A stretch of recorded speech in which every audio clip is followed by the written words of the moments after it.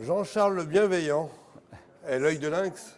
Ah, en fait, quand on est photographe, effectivement, il faut être attentif à tout, surtout lorsqu'on fait de l'humain.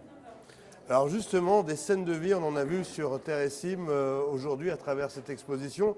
Comment on capte l'instant, comment on ressent une filière comme l'agriculture qui est spécifique? Alors pour ça, il faut vraiment connaître déjà la filière. Et puis surtout, il faut vraiment être proche de l'humain, les écouter. Moi, en tant que photographe, c'est ce que je fais, c'est que j'écoute beaucoup. Je ne parle pas de moi, puisque moi, ça intéresse personne. Mais par contre, ce que l'agriculteur me raconte, j'essaye après de le retransmettre en images. Ces scènes de vie, c'est des journées entières, du tôt le matin au tard le soir. Oui. Il faut sentir les choses, il faut s'approprier les lieux, s'approprier la vie des gens. Ça passe par des phases. Alors, tu as raison. En fait, la première phase, c'est déjà s'habituer au photographe. Il faut que l'agriculteur s'habitue au photographe et s'habitue à mes outils, qui est l'appareil photo ou la caméra. Parce que c'est très intrusif. Lorsqu'on arrive avec sa caméra ou son appareil photo, ça pourrait faire peur. Souvent, je pose mes appareils photo sur la table, on boit un café, on discute et je les écoute beaucoup. Je prends souvent beaucoup de notes.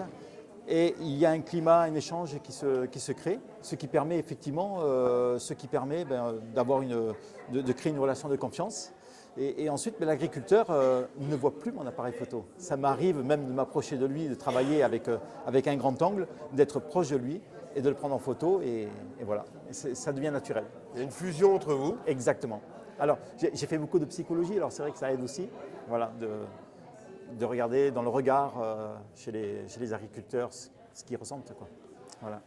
La valeur ajoutée du photographe en dehors de sa technique, c'est sa patte. Oui. C'est quoi la patte de Jean-Charles? Alors ma patte, c'est le regard. Je travaille beaucoup avec le noir et blanc, mais c'est vrai que pour moi, ma patte, c'est faire ressortir l'âme par le regard. Voilà. Et pour moi, il n'y a rien de plus beau qu'un regard d'une personne. Alors là, on est à Terre et Cime en Savoie, mais tu te déplaces dans toute la France? Oui, oui. Je me déplace en Creuse, je me déplace partout, là où on m'appelle, effectivement. Alors je suis très sollicité, puisque de par ma page Instagram, Portrait d'agriculteur, c'est une marque que j'ai déposée et effectivement qui me permet d'avoir une reconnaissance, quoi.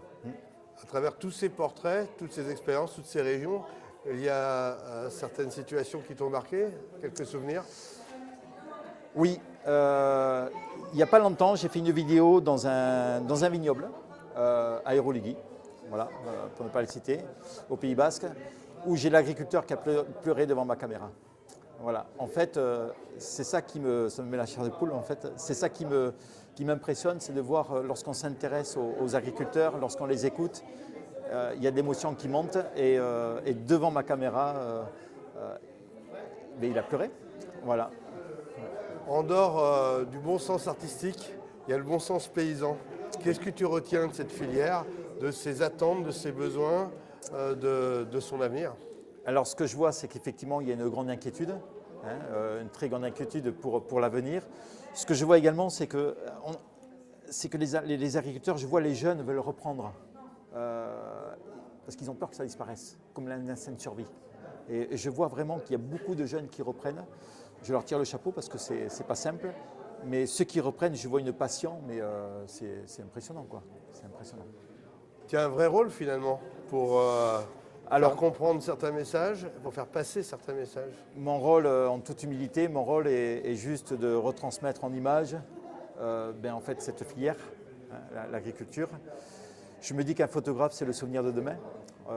On est des gens qui vont créer du souvenir.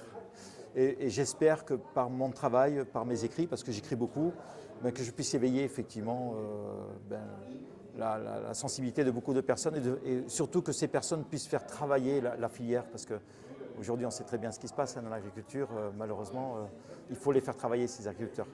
Alors Jean-Charles, tu es un photographe établi, on peut dire ça comme ça. Oui. Qu'est-ce qui fait que le matin, en te réveillant, tu as toujours envie d'y aller et tu vas trouver la bonne idée?